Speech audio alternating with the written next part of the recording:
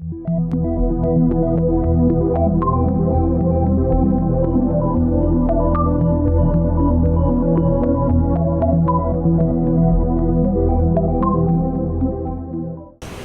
acabar com a classificação pragmática das lesões neoplásticas, que deve ser prática e que tem de tomar conta agora desse progresso da endoscopia. A próxima, o diagnóstico da lesão não polipoide, que são as mais difíceis a ver na endoscopia, é baseado por um período de 2 estádios. Primeiro, detecção.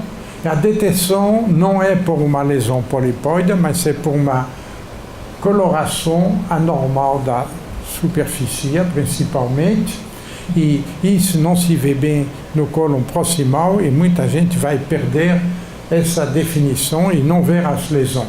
Depois tem de fazer uma caracterização e usando o zoom, magnificação e o image processing como o NBI. É isso que o mundo ocidental ainda não compreendeu, o zoom. E para analisar a arquitetura microepitelial da célula e também a microarquitetura dos capilares, do pequeno vaso vascular. E depois da caracterização se faz o diagnóstico de tratamento, decisão de tratamento, e decisão de tratamento é na predição endoscópica da histologia. E é claro que depois precisa do controle da patologia quando fez um tratamento endoscópico. A próxima.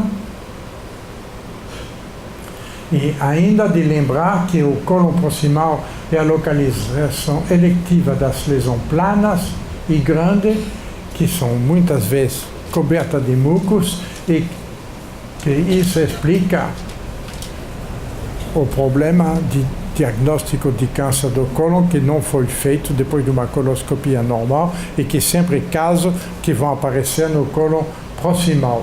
E as lesões que não se vê são essas lesões lateral spreading tumor, que são seja serrated, seja não serrated. A próxima. E a classificação pragmática com tratamento de decisão, quando vem uma lesão que não tem risco de progressão, como um pequeno pólipo hiperplástico de menos de 10 mm de diâmetro, não trata.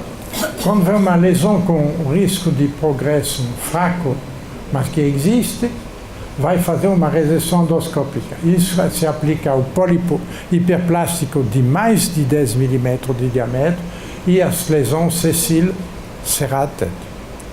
A próxima. Outro grupo que tem fraco risco de progressão, baixo risco de progressão, é o adenoma com uma neoplasia intraepitelial de baixo grau ou de alto grau, mas não tem suspeita na microarquitetura que vai com profundidade na submucosa. Isso se aplica também ao adenocarcinoma. Na mucosa, pode ser tratado pela endoscopia, porquanto que é bem diferenciada e que pertence à categoria que se chama de baixo grau de atipia celular.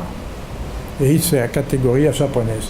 A próxima, quando tem um risco de progressão mais importante, é o caso do adenocarcinoma intramucosa bem diferenciada, com atipia celular de alto grau, tem de tomar muito cuidado antes de decidir um tratamento endoscópico, e a mesma coisa para um adenocarcinoma que vai na submucosa e que vai ter uma invasão que é menos do que de 1000 microns.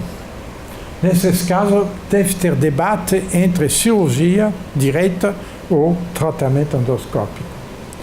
Próxima, a última, eu acho, quando tem um risco alto de progressão, é o caso do adenocarcinoma, que é na submucosa, bem diferenciada, e que tem uma invasão mais profunda do que 1000 microns.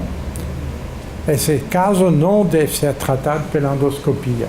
E também o caso de adenocarcinoma, que é na submucosa e que não é bem diferenciado. esses casos devem ser tratados pela cirurgia.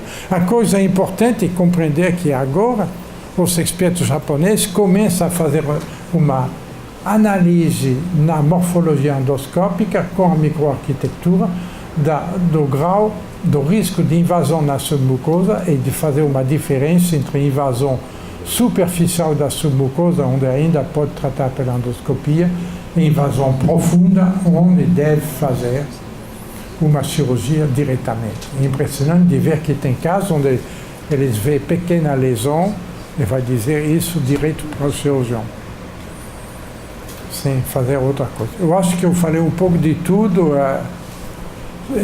é para dar uma ideia da evolução da endoscopia e saber que abaixo disso vai ter também uma grande evolução na biologia molecular, que vai ser difícil fazer a digestão disso. Obrigado.